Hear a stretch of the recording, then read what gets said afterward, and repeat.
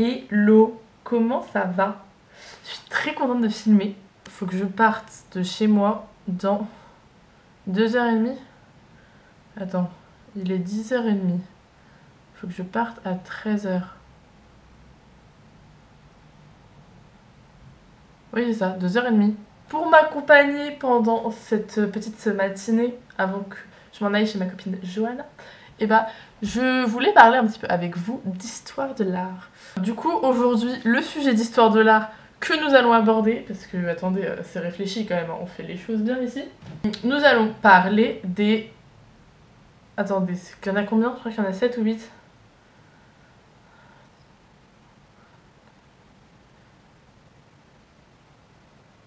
Ah, il y en a 6. Ok, nous allons parler des 6 œuvres les plus connues du Louvre, version Antiquité. Parce que il y a beaucoup de choses au Louvre, on y va mollo.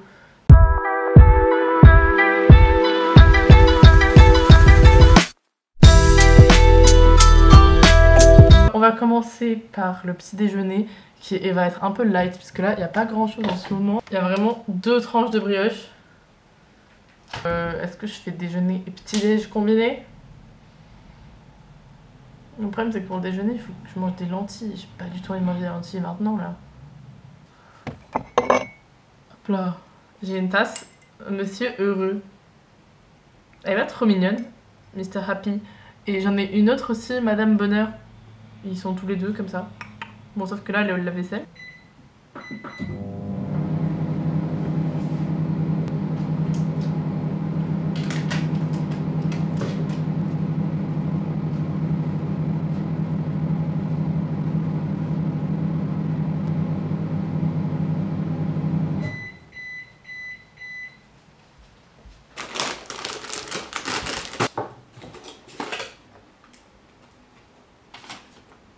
Clémentine avait laissé un petit mot.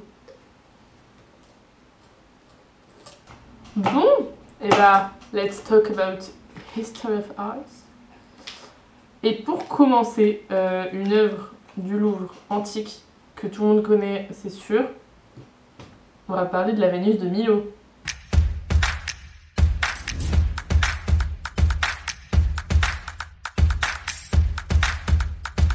Milo qui est une île de Grèce, d'ailleurs. La Vénus de Milo, elle est méga grande. Hein. Enfin, franchement, moi je m'attendais pas à ce qu'elle soit si grande la première fois que je l'ai vue. Elle fait genre 2m20, un truc du genre, ou 2m30. Vraiment une grande dame. Il lui manque ses bras, ce qui fait que parfois on essaye de reconstitualiser un petit peu comment elle pouvait se trouver à l'origine. Et en fait, on ne sait pas l'emplacement de ses bras, de ses mains à l'origine. Enfin, il y a beaucoup de débats possibles. Donc parfois, on voit des reconstitutions avec, où elle tient une pomme, qui serait la pomme de la discorde. C'est possible selon la mythologie grecque et tout, mais c'est pas sûr. Petite biscotte là. Donc la Vénus de Milo, c'est en original grec, parce qu'on a beaucoup de statues qui sont des copies romaines. Et elle, c'est bien un original grec qu'on a en France, donc on a de la chance. D'ailleurs, elle date à peu près de 100 avant Jésus-Christ. Est-ce que je vous dégoûte en mangeant? Ah, je suis désolée, j'espère que je fais pas trop de bruit de... je fais des crunch quoi, normal, c'est une biscotte, faut que ça se crunch, mais... Ok, bon.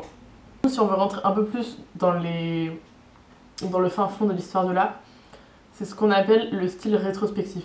C'est-à-dire que elle comporte des éléments de styles précédents, mais elle combine des éléments de plusieurs styles différents précédents.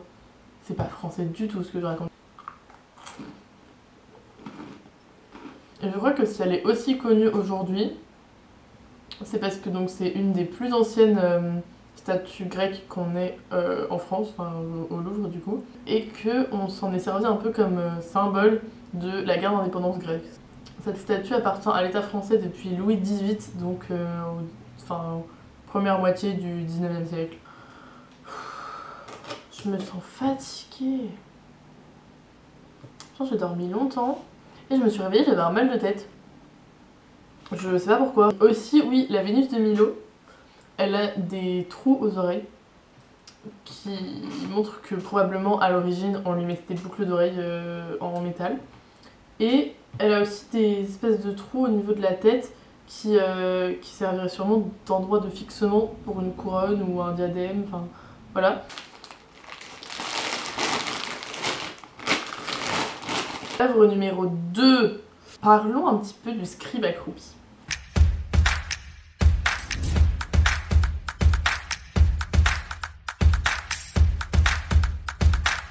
En Égypte, il y a plusieurs dynasties, enfin il y a même beaucoup de dynasties de pharaons qui se sont succédées, et on les a regroupées en plusieurs périodes. Et donc le scribe accroupi fait partie de la 4e dynastie de l'Ancien Empire. Il est assez ancien puisque la 4e dynastie, c'est, alors attendez, sans regarder, 2640-2500. Les scribes en Égypte, c'était les lettrés en gros de l'époque, et c'était vraiment une fonction très prestigieuse.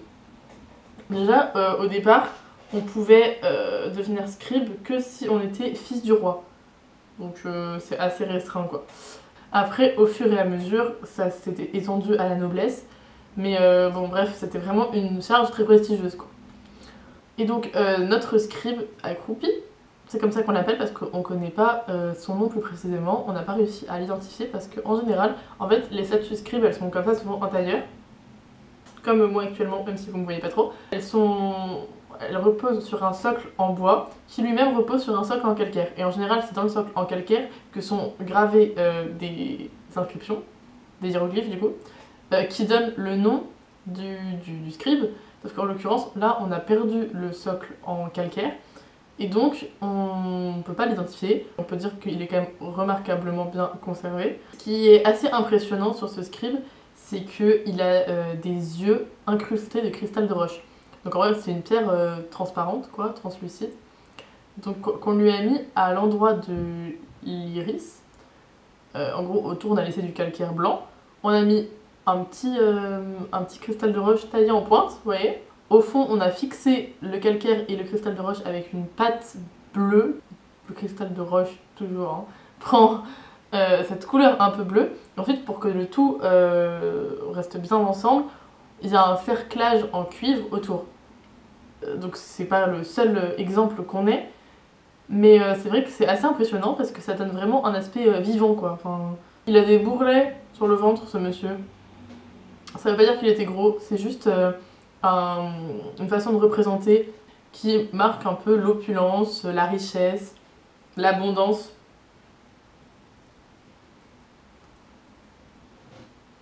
Faut que je fasse ma liste de courses aussi. On a eu du mal, enfin les chercheurs, hein, c'est pas moi vraiment, mais les chercheurs ont eu du mal à identifier de quelle période exactement il s'agissait. Parce qu'il est quand même assez unique dans son genre. C'est-à-dire qu'il ne suit pas les canons de représentation classiques de son époque. On a plutôt des hommes avec des perruques à cette époque-là. En fait, il a les joues très creuses, ce qui n'est pas très courant, comme enfin, le canon de beauté de l'époque fait plutôt des joues assez rondes et tout.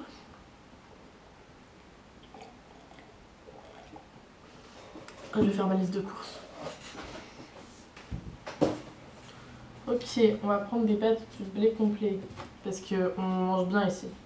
Des yaourts, du démaquillant. Ça comme ça, hein, pour que vous soyez le plus possible à ma hauteur en fait. Mais là encore, vous n'êtes pas du tout à ma hauteur.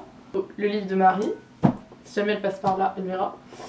Là, est-ce que vous avez l'impression que vous êtes à la même hauteur que le truc ou pas? Une crème. Wow. C'est vraiment le bazar de ouf. Regardez pas. Hop et hop là.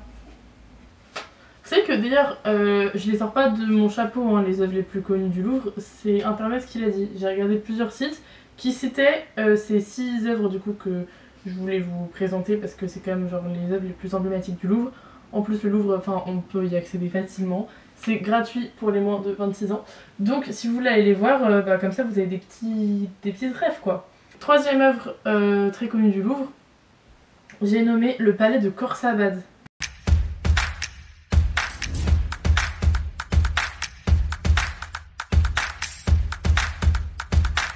Il s'agit d'un palais qui a été construit par le roi Sargon II, qui est un roi néo-assyrien du 2e millénaire. Bon, je vais pas vous embrouiller, mais en gros, Les Néo-Assyriens, c'était un peuple qui vivait en Mésopotamie, donc ce palais, vraiment un truc immense, magnifique. Mais ce pauvre monsieur est mort au combat avant que soit terminé le château, enfin le palais. Mais j'ai mal là. J'ai l'impression que j'ai une bosse. Ah non, j'ai un bouton. En fait, c'est une fouille française, donc on a la chance au Louvre d'avoir quand même pas mal d'éléments. Pourquoi Khorsabad est si magnifique, et depuis le début je vous dis que c'est hyper beau, c'est parce que en fait ils ont sculpté leurs façades. C'est-à-dire que les façades elles sont en fait d'énormes blocs de pierre qui ont été sculptés en bas et haut relief. Et du coup bref ça donne des trucs gigantesques, monumentaux, hyper beaux. À la base c'était plutôt pour protéger les palais qu'on mettait ces énormes blocs de pierre, et puis on a commencé à les tailler pour en faire quelque chose d'un peu plus esthétique. Parfois on y gravait aussi des inscriptions pour repousser les ennemis, les esprits malfaiteurs et tout. Parmi les motifs qui ont été très sculptés à Khorsabad, on a les lamassus qui sont donc des taureaux à tête d'homme en fait, enfin ouais, à tête humaine. Les lamassus donc ils ont aussi des ailes. Et ce qui est hyper drôle, c'est que souvent ils les mettaient à l'entrée des passages, en fait, au niveau des passages, des portes et tout. Et donc, à la fois, quand on passait, on les voyait de face, et en même temps, si tu passes sur le côté, enfin, tu les vois de profil. Voilà. Mais du coup, ils voulaient absolument leur représenter 4 pattes. Pour ça, ils leur ont fait 2 pattes pour quand on les voit de devant. Et sur le côté, il fallait aussi qu'ils aient 4 pattes quand on les voit. Ce qui fait qu'au total, ils en ont 5. Ok. Autre chose qui sont très représentées sur les orthostats, donc les orthostats c'est ces gros blocs sculptés là, de façade. Donc on a aussi des génies ailés, on a des héros qui maîtrisent des lions, on a le roi même lui-même qui est représenté. Mais en tout cas c'est vraiment une salle à aller voir. Il y a un département oriental au Louvre auquel bon bah j'avoue on n'a pas forcément directement envie d'aller parce que ça ne parle pas trop. Et rien que pour cette salle, je vous conseille d'y aller. Ok, on part sur un eyeliner. Le truc c'est que j'en ai fait un hier et statistiquement je peux pas le réussir tous les jours. Et comme hier il était déjà hyper beau.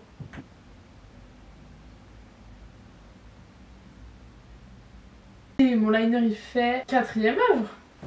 Oui, on va retourner en Grèce. On va voir la victoire de Samothrace.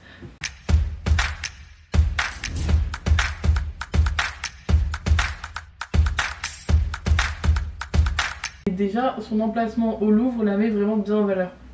Elle est vraiment entre 3 escaliers.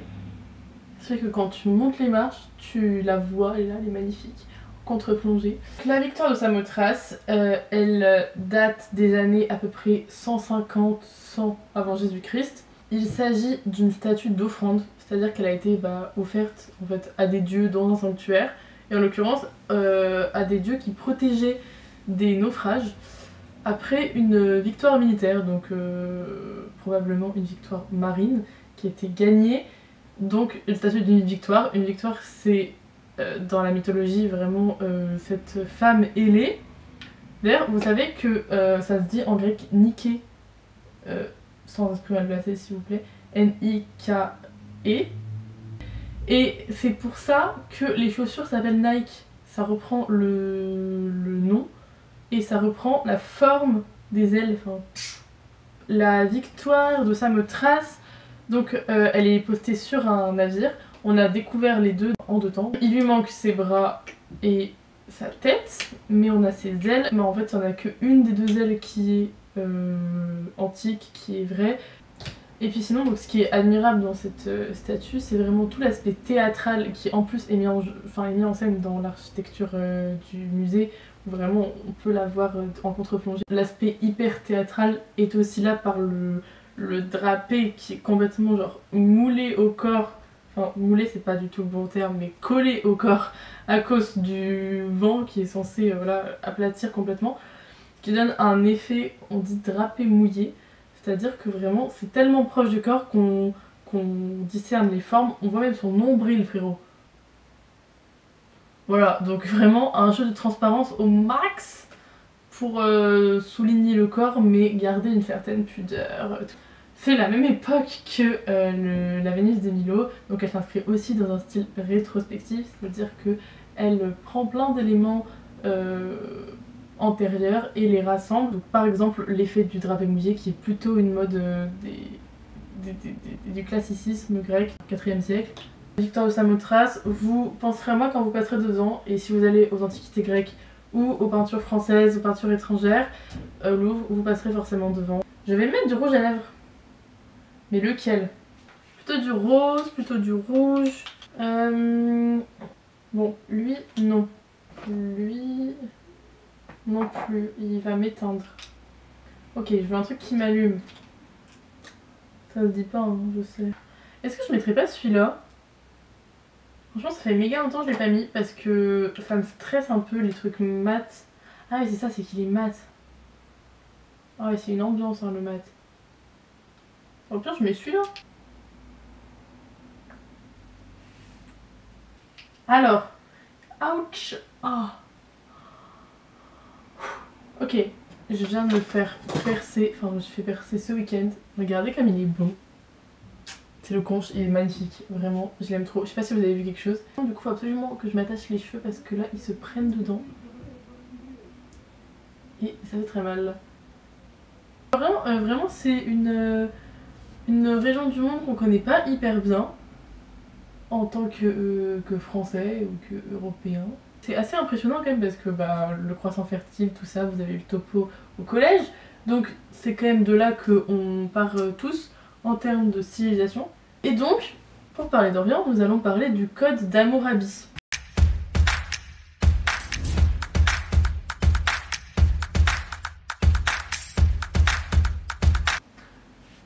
C'est donc une stèle. En haut, vous avez une représentation en bas-relief du roi Hammurabi et du dieu Shamash, qui est donc un dieu oriental, qui est genre le dieu du soleil. Voilà, on le reconnaît parce qu'il a des flammes qui sortent de ses épaules. Je sais pas si ça se voit bien à l'image, mais voilà. Et en gros, le dieu tend un bâton et une corde au roi. C'est une scène d'investiture, donc il lui donne son pouvoir royal, quoi. Hammurabi, c'est un roi babylonien du 2e millénaire avant Jésus-Christ qui a vécu donc en Mésopotamie. Hop là. Et Hammurabi, donc il est quand même... je sais même pas pourquoi son nom est si connu. Et bon, je sais pas, c'est un nom en général qui parle quand même. Un des royaumes les plus anciens que l'on connaisse. Pourquoi on l'appelle le code d'Hammurabi? Parce que donc il y a la scène d'investiture d'Hammurabi qui est représentée dessus. Oh, j'ai un cheveu blanc. Mais j'ai un cheveu blanc, il a ça de brun, et ensuite il a tout ça de blanc. De blanc. Pardon, hein, je vais revenir tout de suite à Hammurabi, mais là, je suis un peu dépitée. Qu'est-ce que je fais? Je le retire? Oh là là. Ou alors on va dire que ça fait blond. En vrai on le voit pas beaucoup. Ouais, ça va.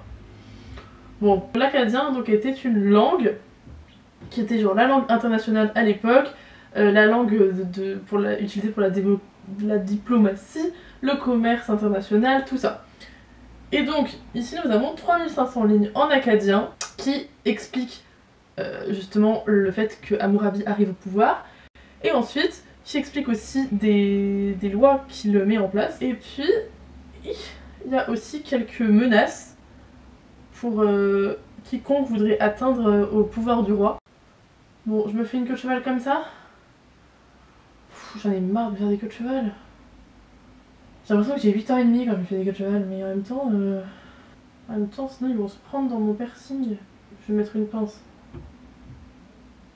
Ok, voilà, vous avez kiffé le code d'Hammurabi? Elle mesure plus de 2 mètres, hein, franchement, assez grand.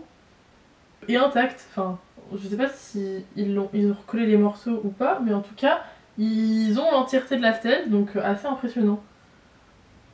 Bon, on reste comme ça. C'est pas très fun aujourd'hui, hein. Ok, last but not least. Oh, il faut carrément que je me fasse à manger, ok. Hop là. On va bouger. Il y a mes mèches.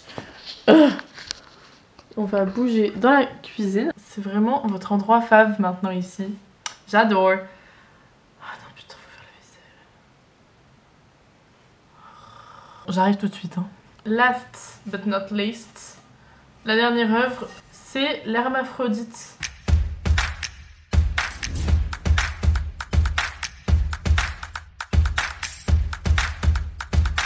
Bernin, mais en fait, on dit que c'est du Bernin, mais en fait, l'hermaphrodite est couché sur un matelas qui a été sculpté par le Bernin au XVIIe siècle. En vrai, c'est quand même une statue grecque, il n'y a que le matelas qui a été sculpté par le Bernin. Je vais faire vite mon truc et manger en 2 spies. Cette statue représente l'hermaphrodite. L'hermaphrodite, c'est qui? C'est quoi? C'est le fils d'Hermès et d'Aphrodite. Je sais, ils se sont pas fait chier pour le nom. L'hermaphrodite, c'était un beau jeune homme, apparemment, et une nymphe s'était prise de lui. Elle lui a fait des avances qui l'a repoussé. Elle était pas très contente, donc elle allait se plaindre au dieu. Oh, bah, il y a plus de sauce tomate.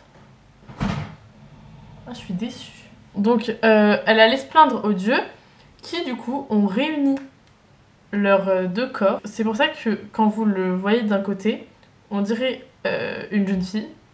Et quand vous tournez, pas vraiment, non. L'hermaphrodite, là, apparemment, il serait en train de rêver, couché sur un matelas. Et apparemment, on sait que c'est un rêve parce qu'il a une jambe levée. Allez. Je parle lentilles, hein, vraiment, vous en faites pas. Hop là. Donc, l'hermaphrodite, comme je vous disais, c'était une statue grecque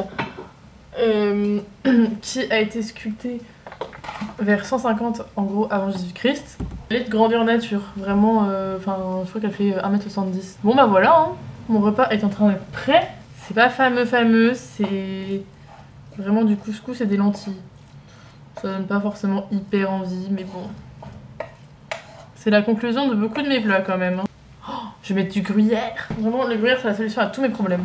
Faut que je rajoute ça sur les 2 courses d'ailleurs. J'espère que ça vous a plu. C'était un peu confus aujourd'hui, donc je sais pas comment ça va rendre au montage. J'espère que ça va donner envie d'aller voir.